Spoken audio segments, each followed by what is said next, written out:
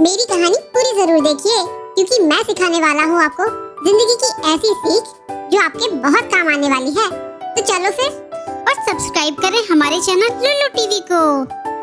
एक छोटे से गांव हनुमानगढ़ में रामू नाम का किसान अपनी पत्नी के साथ रहा करता था। रामू एक भोला भाला मेहनती किसान था। वो अपने खेतों में खेती करने के साथ साथ जंगल से लकड़ियां काटकर उन्हें बाजार में बेचकर कुछ पैसे कमा लेता था।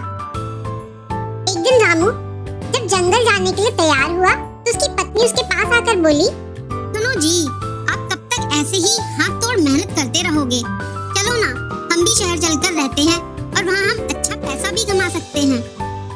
शहर की तो तुम बात ही मत करो भाग्यवान, दूर के ढोल सुहावने ही लगते हैं।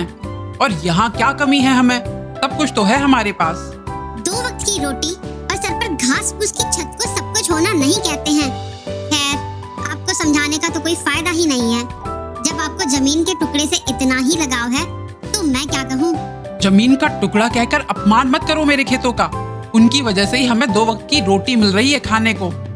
चलो अब मैं जंगल जा रहा हूँ लकड़ियाँ काटने, ध्यान रखना घर का। हाँ, जाओ जाओ। और इस घर में कौन सा कुबेर का खजाना छिपा रखा है जो मैं ध्यान रखूं इस घर का? कोई बदकिस्मत चोर ही होगा जो इस झोपड़े में नजर डालेगा। ऐसा सुनकर रामू अपना सामान उठाकर झोपड़ी से जंगल की ओर निकल जाता है। कमला के चक्कर में देर हो गई है। सूखी लकड़ियाँ तो लोग उठाकर ले गए होंगे अब तक। अब मुझे जंगल में ज्यादा अंदर जाना पड़ेगा। हे भगवान, कमला को सद्बुद्धि दो। रामू बड़बड़ाता हुआ जंगल में आ गया। रामू जंगल के अंदर चला जाता है और सूखे पेड़ों से लकड़ियां काटने लगता है। काफी देर तक मेहनत करने के बाद रामू एक हरे भरे पेड़ की छांव में बैठकर अपने साथ लाया हुआ खाना खाने के लिए बाहर निकाल लेता है।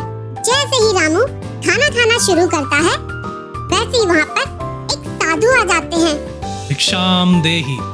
बच्चा 2 दिन से भूखा हूँ, कुछ खिला दे बाबा को।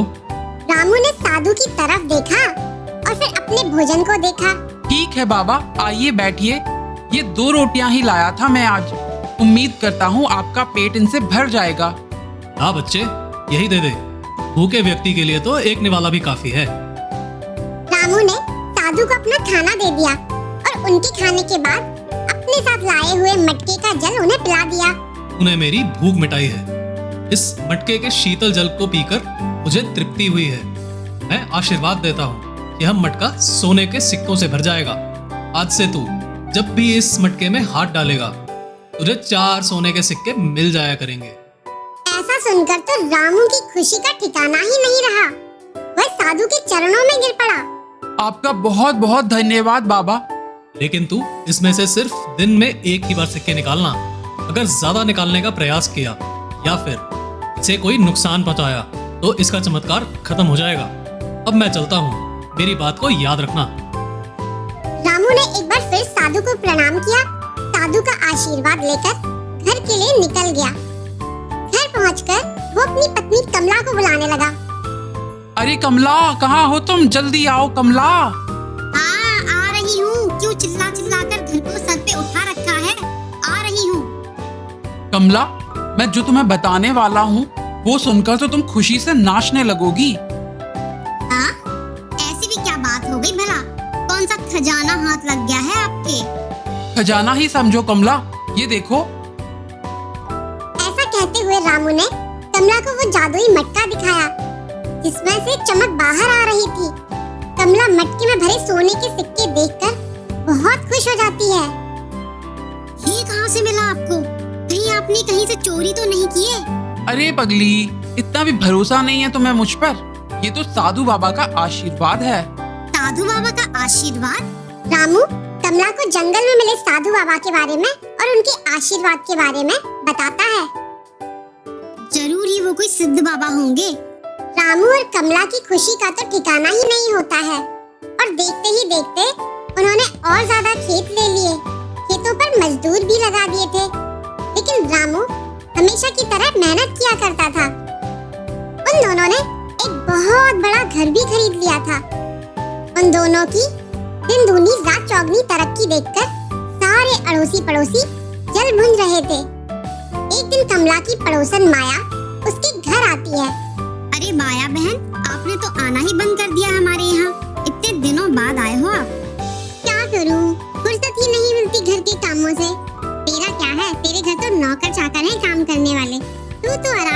रहती है कमला? अरे जीजी, आपको तो सब पता है।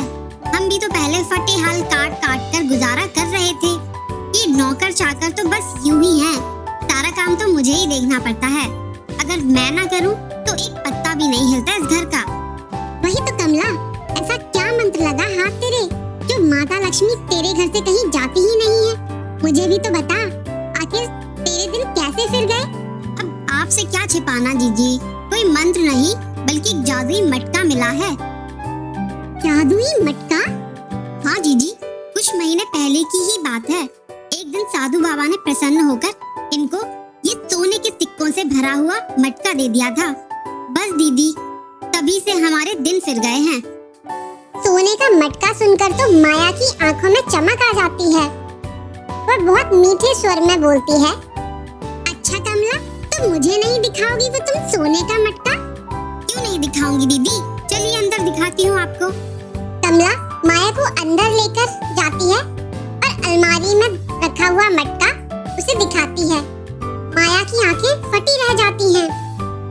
ये मटका तो पूरा सोने से भरा हुआ है कमला, फिर तू इससे सिर्फ 4 सिक्के ही क्यों निकालती है? एक बार में सारे सिक्के निकाल ले। रोज रोज क्या झंझट में पड़ना, कहीं कोई चोर आके से ले गया फिर? कमला सोच में पड़ जाती है, लेकिन उसे रामू की कही बात याद आने लगी कि एक दिन में सिर्फ 4 सिक्के ही निकालने हैं। अच्छा कमला बहन, मैं चलती हूँ। माया अपने घर लौट जाती है, लेकिन कमला के कानों में माया की बात गूंज रही होती है। सुबह जब रामू काम पर चला जाता है तो कमला मटके वाले कमरे में आकर मटका देखने लगती है। सही कहा था जीजी ने, इसमें इतना सारा सोना भरा है, हम क्यों फालतू में रोज सिर्फ 4 सिक्के निकालते हैं? और वैसे भी अगर कोई चोर आ गया और मटका चुरा ले गया तो हमारे पास तो सोने के सिक्के बचेंगे ही नहीं। इससे अच्छा कि मैं इसे तोड़कर सारे सिक्के निकाल लेती हूँ। ऐसा सोचकर कमला ने वह मटका जमीन पर गिरा दिया। मटके से सारी चमक गायब हो गई और जमीन पर गिरते ही सिक्कों की जगह मिट्टी और पत्थरों ने ले ली। कमरे में अब बस धूल मिट्टी के सिवा कुछ भी नहीं था। ये सब देखकर कमला बहुत उदास हो गई और रोने लगी। देखा बच्चों, ज्यादा लालच करना अच्छी बात नहीं है।